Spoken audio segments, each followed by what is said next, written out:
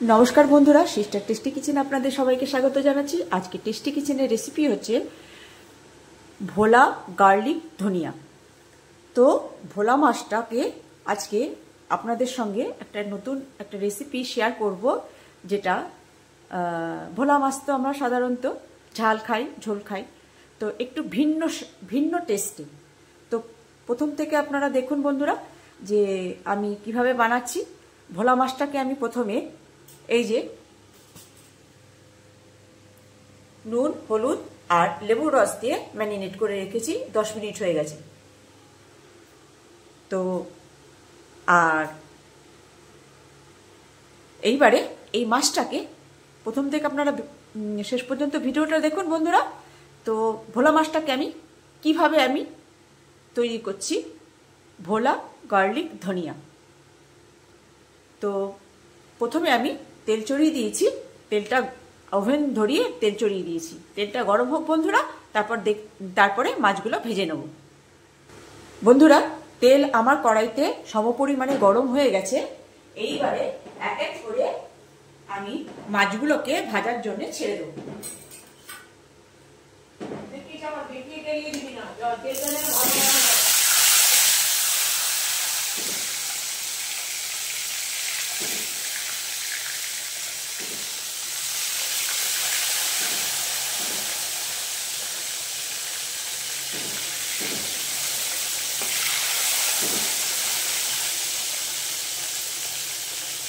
এবারে বন্ধুরা মাছগুলোকে ভালো করে আমি ভেজে নেব।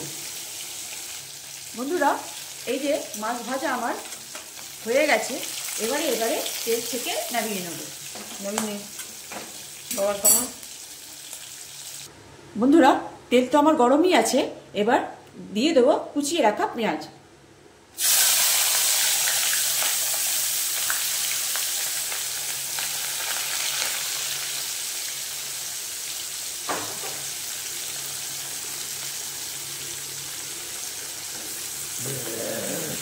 বন্ধুরা এই পেঁয়াজটা ততক্ষণ পর্যন্ত আমি ভাজবো যে পেঁয়াজের যে একটা কাঁচা ভাব সেটা সরে গিয়ে একটু বরফ বরফ টাইপ হবে, তখন আমি গোলাপি গোলাপি, হ্যাঁ তখন পর্যন্ত আমি এটা ভাজবো।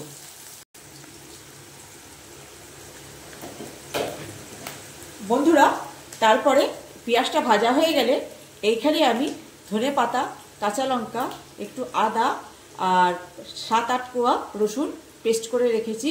এই পেঁয়াজটা ভাজা ভাজা হয়ে গেলে আমি এর মধ্যে দিয়ে দেব। বন্ধুরা এই যে আমার পেঁয়াজটা যেরকমটা আমি চেয়েছি সেরকমটা হয়ে গেছে। এইবারে এই যে করে রাখা পেস্টটা দিয়ে দেব।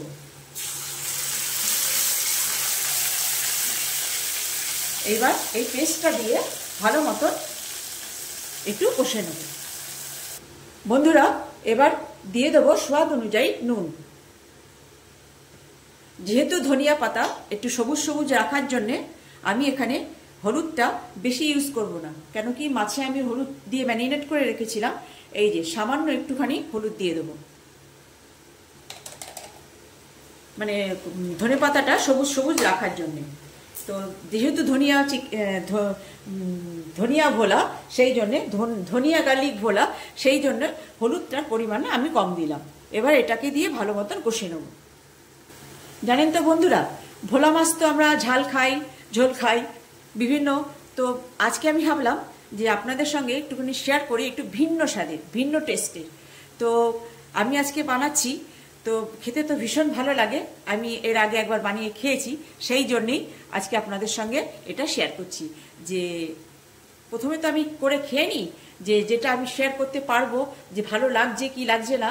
আমার যে কালে ভালো লাগছে তাহলে আপনাদেরও ভালো লাগবে। তো আমরা এরকমটা মোটামুটি ভিন্ন ভিন্ন টেস্টে একটুখানি বানিয়ে বানিয়ে টেস্ট করে দেখি যে কোন টেস্টটা বেশি ভালো লাগে। তো এই টেস্টের যদি আপনি মাছটা ভোলা মাছটা, যেহেতু আমার এটা পোয়া ভোলা মাছ না, এটা সামুদ্রিক ভোলা মাছটা, সেটা সেই জন্যে তো এই জন্যে আজকে আপনাদের সঙ্গে এটা শেয়ার করছি। এটা ভাতে যখন খাবেন না বন্ধুরা হেভি লাগবে, গরম ভাতে ভীষণ ভালো লাগবে। গরম ভাত হোক, ঠান্ডা ভাত হলেই হলো, সাদা ভাত হলেই হলো, তো ভীষণ ভালো লাগে।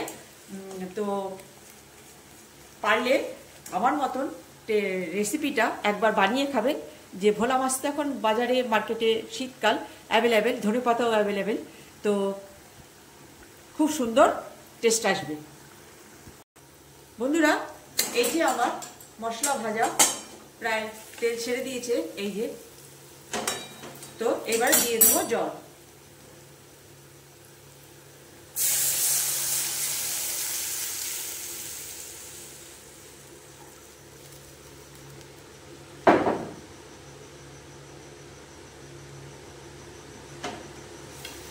এবার জলটা বেশি ফুটলে একটু ফুটে উঠুক, তারপর মাছগুলো ছেড়ে দেবো।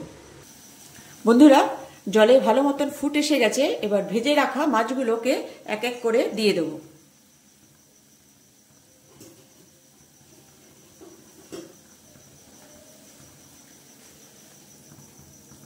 এইবারে মাছগুলো ভালো মতন ফুটে জলটা কমে যাবে।